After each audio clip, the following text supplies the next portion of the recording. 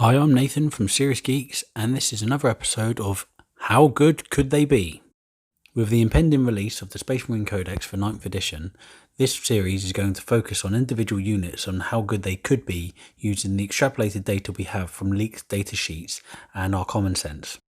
As most people are probably aware by now after reading the Warhammer community website, all variant Space Marine armies are going to go to a supplement format and then draw their main units from the Warhammer 40,000 Codex Space Marines army book. As such, there will be a core of units that are common to all Space Marine armies, and Terminators will be one of those units. At this point in time, we certainly don't know if Terminators are going to be slightly modified for things like Dark Angels and Space Wolves, who do have their own unique wargear options and some special rules. However, I'm actually quite confident there will be a list of special rules that are changed for certain units within the book, so that we don't have to see new data sheets throughout every book that just contradicts what we've already got, and there'll be a different wargear list that certain armies take from as such. Although, like I said, we don't know the format. On that basis, I'm going to concentrate this Tactica purely on basic Space Marine Terminators. So, how good could they be? Starting from the top, you can see that Space Marine Terminators from the leaked datasheet and confirmed in the Warhammer community article have gone up to 3 wounds apiece. In Warhammer 40,000, this is an incredibly big deal. There are many weapons in the game that do either D3 damage or 2 damage, if not just a single point of damage. As such, having 3 wounds on your profile means that, bar someone rolling very hot, it's unlikely that a single shot is going to consistently wound and kill a Space Marine Terminator. Indeed, even the mighty las cannon, useful for busting tanks, is actually only going to kill a Terminator 2/3 of the time, which means a third of the time the Terminator will survive, albeit severely wounded. We can add to this transhuman physiology, and you can really see how your Terminator squads are going to stick around for a lot longer. The other factors that come into play that will make Space Marine Terminators incredibly good in the next edition of the Codex will be the difference in weapons. Power Fists in particular are going to 2 damage apiece, changed from D3 damage. What does this mean? Well, it's a matter of consistency. Being able to rely on a unit that is fairly tenacious and hard to remove to be able to do a consistent amount of damage each turn, despite the fact that you might be losing models here and there, is incredibly potent, and therefore you don't have to rely on a little swingy dice roll of D3 damage that could go the wrong way, and therefore you do negligible amount of damage in one turn. Power swords for the sergeant are now becoming relevant again. A power sword used to be rather ill thought of for Space Marine Terminator squads, since the sergeant would be striking a lot weaker than the actual squad around him. Now, he seems to be quite good at hitting the opponents, whereas Space Marine Terminators will suffer a -1 to hit as a stock basis. Therefore, the power sword is going to be carving into the opponents, and it has, at a +1 strength, the capacity to actually put people down now quite consistently. Again, there's that word, consistency. However, what makes Terminators effective isn't the fact that they're just good assault units. After all, if you're going for assault units, you'll just stick to Vanguard veterans. They have jump packs, so they're very swift, they have access to storm shields, and they have a myriad of different close combat weapons to really smash the opponent to pieces. What makes Terminators extremely effective is their tenacity mixed with close combat effectiveness and the fact that they can shoot as well, giving you plenty of options for board control or objective holding, or even taking objectives at a later date.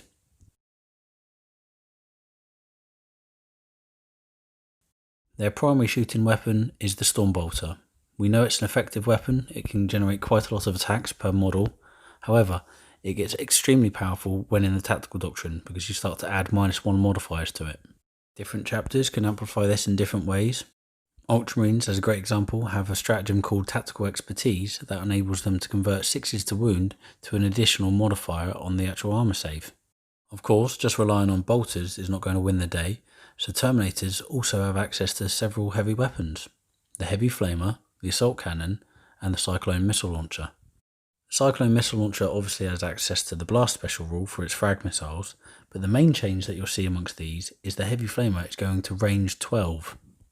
This actually makes sense because the unit was struggling to use its heavy flamers and very few people ever took them, and a heavy flamer is actually a fairly effective weapon when it's actually in range. Some chapters will enjoy this more than others. In particular, the Salamanders have access to boost flamer weapons, but of course they may use it on other units, but it's nice to have available when you need it. If you're going for just pure killing power, well then obviously a Centurion squad is going to do better for you. What the heavy weapons of a Terminator squad are there for is to make the squad better at what it's designed to do. This may sound obvious, however, what a lot of people fall into the trap of is considering a unit's upgrades and its performance on the table in light of how many points it can kill in relation to what it cost in the first place. There will be games where Terminators smash vehicles to pieces with their close combat prowess and they manage to shoot units dead, such as Orc Boys, and you'll have a great blast with them and you'll feel like they're actually carving through the entire enemy army on their own. However, that isn't actually 100% their role. Terminators are designed to hold an objective, take an objective, or hold an area of the battlefield so that you can score victory points and win the game. They're designed to do this under extreme pressure from the opponent. That is why they have such a good armor save and why they have 3 wounds apiece. How we go about that in 9th edition is going to be subject to what we see in the new Codex. However, teleportation is still going to be a good option to get them in cheaply to where you need to be. Other units, such as Land Raiders, we know are going to be very effective going forward. Their stat line, their weapons, and the fact that obscuring terrain makes them very hard to shift means that delivering a unit of Terminators into a close combat position or into a position that they can hold an objective for a long period of time is going to be a very effective way of playing. Once you've got your role sorted out for your Terminators, you're also going to need to support them sufficiently. I mentioned transports just then, that includes Land Raiders and Storm Ravens. However, other forms of support would be character support. Don't forget, the main close combat weapon of the Terminator squad is the Power Fist, which has a natural -1 to hit. The weapon skill and ballistic skill of Terminators are only a 3+, so a captain support seems like a necessity, if not essential necessity. If you're using quite a large unit of Terminators, you're going to want to get the most out of them as you can.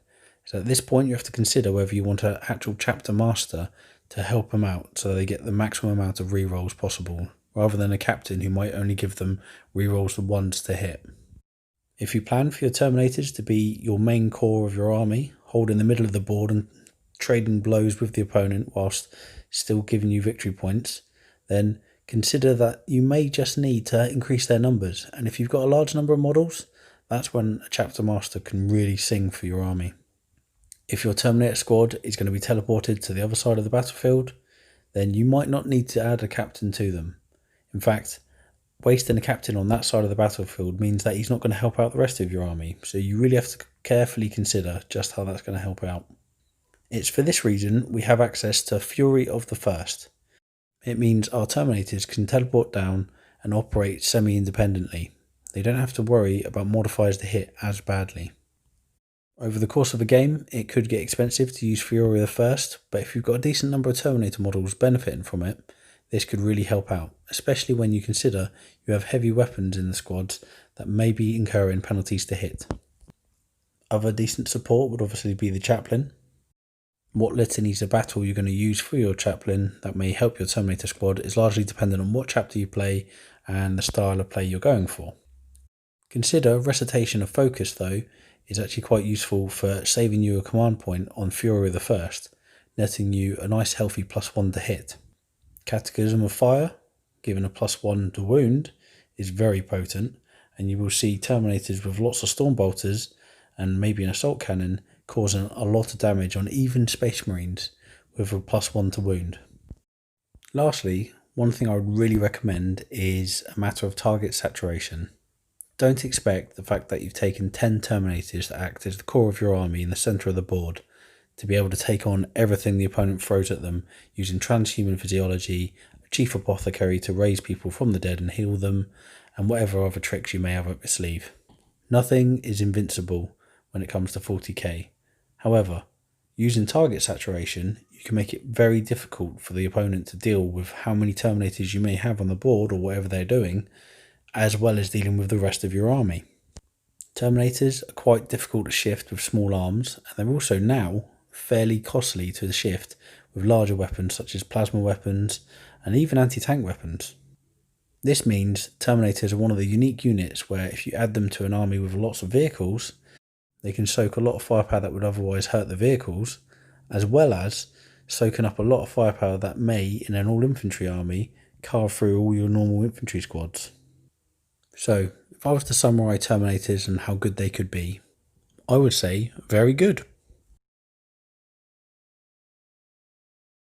They have decent firepower, decent melee ability, decent survivability, especially with stratagem support, good deployment options, powerful weapons, and they provide your opponent with target saturation, so they just can't choose what to attack and kill. If you excuse making another list, I will say that the best use of them is to hold objectives, take board control, and survive the opponent's attention. Ultimately, this unit is incredibly iconic for Space Marine armies and always a popular choice among the veterans. It's nice that the rules really appear to be assisting this unit to be a unit that it was always supposed to be on the tabletop, that the background always told us about. On that positive note, I'm going to leave it there. Please like and subscribe to help support the channel, and I'll catch you all soon with more video content. Peace out.